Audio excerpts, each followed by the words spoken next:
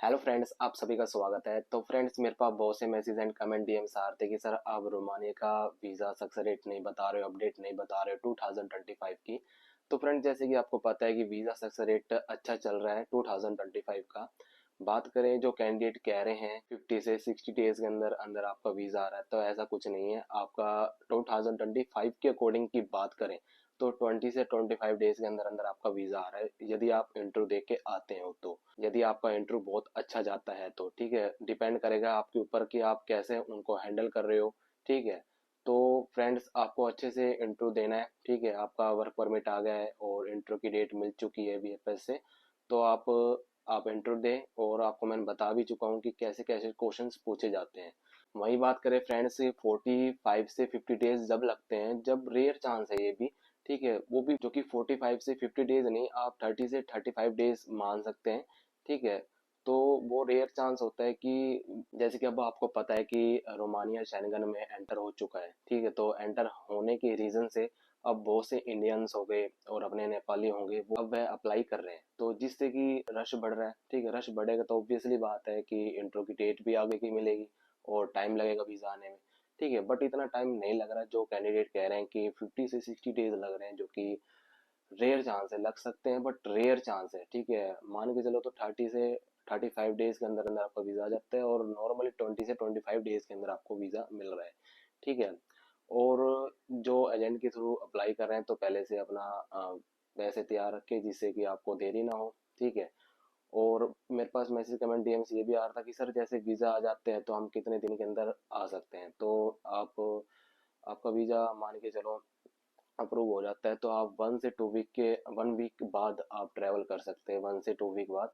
ठीक है, उसके अंदर ही अंदर आप शॉपिंग शॉपिंग वगैरह कर सकते हैं। ठीक है, अब जैसे कि आपको पता है कि अब शेंगन में एंटर हो चुका है, तो अब बहुत से कैंडिडेट हैं मूव हो जाएंगे, लग्जमबर्ग मूव हो जाएंगे या अदर कंट्री कहीं भी जा सकते हैं। जैसे अब ये शेंगन का पार्ट बन चुका है तो आप किसी भी शेंगन कंट्री के अंदर ट्रैवल कर सकते हैं, बट आप काम नहीं कर सकते।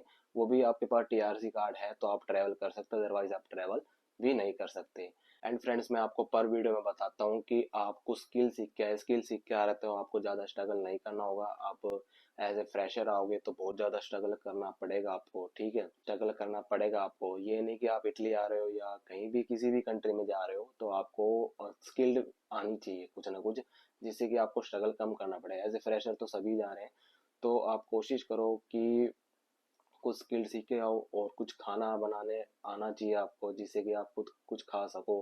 ठीक है, और यहाँ पे आपको कोई खिलाने वाला नहीं मिलने वाला, तो जरूर से कुछ सीख के आए और कुछ स्किल सीख के आए, वो बेटर है, तभी जाके आप कुछ अर्निंग अच्छी खासी कर सकोगे।